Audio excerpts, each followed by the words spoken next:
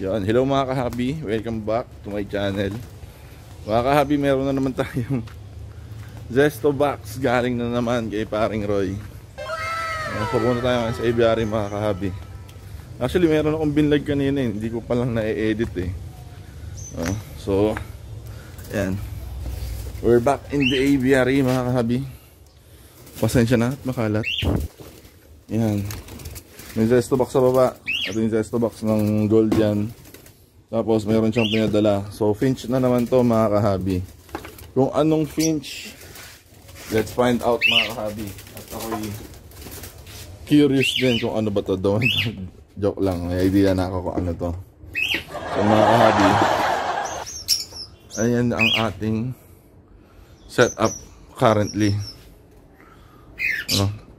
So wala tayong available na cage. Meron tayong available na cage pero hindi pa nakakasa. So ilalagay natin doon sa taas mga kahabi. Isi-set up ko lang siya ng isang mabilis. So marami naman akong mga cages dito mga kahabi. Ang problema lang hindi pa sila nakaayos, no? So wala pa yung nest box, no? So wala rin naman akong available na nest box para sa finches dahil ito lang yung mga nest box na meron ako, 2 piraso. So maglalagay ako ng 2 cage pa sa taas. Tapos ilalagay natin doon mga kahabi yung mga pinadala ni paring Roy para makita nyo rin. So tara, gawin natin yun.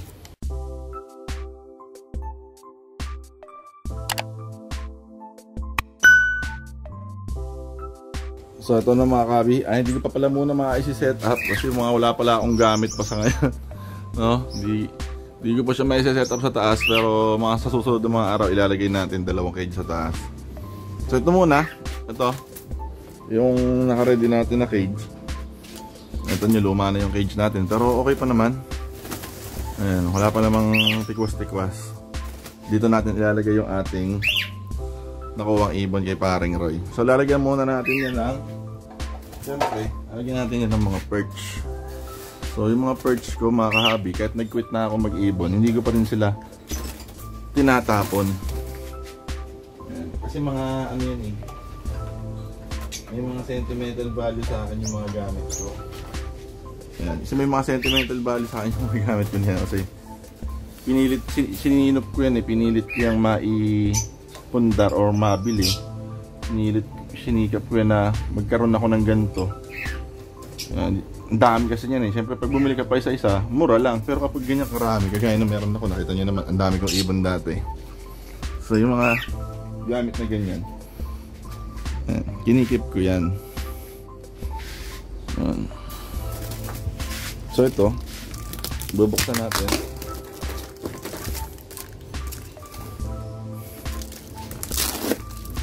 Yan. Mga kabi, mga pala, mag-iingat kayo pag magbubukas kayo ng ganito. Huwag kayong papasiguro.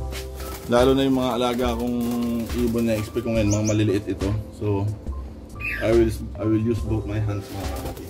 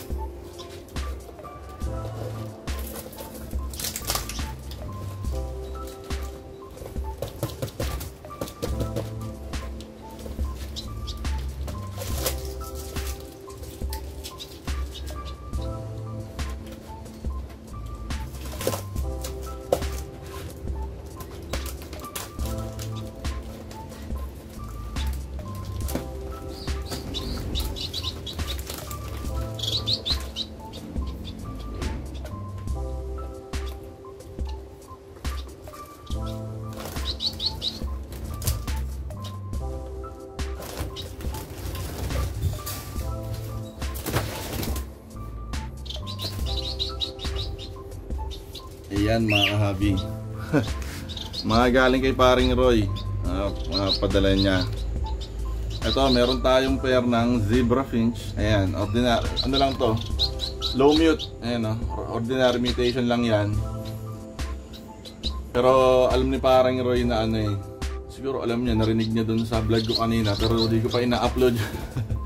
Siguro somewhere, somehow na ano niya, na-feel niya na gusto ko ng ganito, yung regular. Ayan. Yan yung nagkwak-kwak-kwak na ano tunog, mga kahabi. Tapos the rest is meron tayong trio na Society Finch.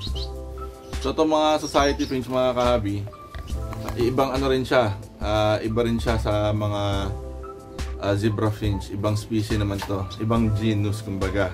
Ano naman to, mga kahabi, Society Finch, kilala naman sila, mga kahabi.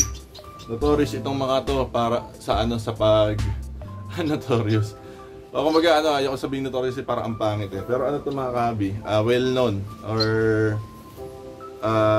kilala ang Society Finch para sa mga nagbe-breed ng mga high mutation, kasi itong mga to, itong mga Society Finch, magaling sila mag foster, magaling sila magpalaki ng inakay, maglimlim at magpalaki ng inakay, mga kahabi. So ayan, kumuha tayo ng Society Finch kay paring Roy.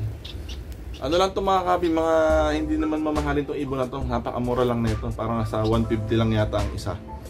No, mga ganun, 120 to 150 lang isa. Mura lang siya, mga kahabi. Hindi ito high mutation. Lahat ng nakikita nyo ngayon dito sa cage na to, mga kahabi, lahat yan mahalaga sa akin, no? Kahit low mute sila or kahit na hindi ganun kataas ang monetary value nila. Ayan, lahat yan pinahalagahan ko yan. Importante sa akin yan. So to, yun lang. Nakakatuwa kasi binenta lang tayo na naman ni paring Roy. So, shoutout sa iyo, paring Roy. Mga kabit, mga gusto ring mag-alaga ng mga finches, no? PM kayo kay paring Roy. Inquire kayo kasi magaganda rin yung mga alaga ni paring Roy, no? Nasama bait din yan si paring Roy, no? Inquire lang kayo sa kanya kung may gusto kayo. Yan, lahat ng finches ko ngayon, pahiram niya yan. So, bigay ni paring Roy gift. Yan. So lalagyan lang natin yan ng tubig tsaka inumin.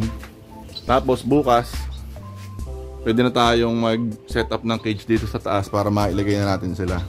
Hindi obra kasi sa ilalim, mga kabi, kasi alanganin. And okay lang kahit medyo mataas, abot naman natin kung sakali. Yun nga lang, kailangan din natin itong tungtungan para mas maging convenient, hindi ganun kahirap. So mga kabi, yun lang. Ito yung ating pangatlong video na unboxing, no? Yung una unboxing natin yung opaline na earrings. Tapos itong mga golden finch. Tapos ngayon meron na namang Society Finch and trio and Zebra Finch na ordinary lang.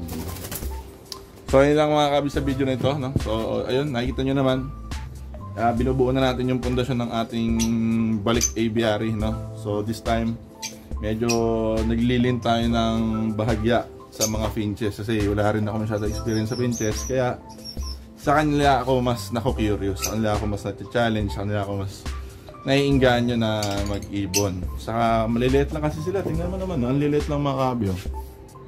Sigurado hindi ganun kalalakas kumain yan, kumbaga perfect siya para sa akin right now na hindi ko kaya mag-maintain ng mga high maintenance na ibon.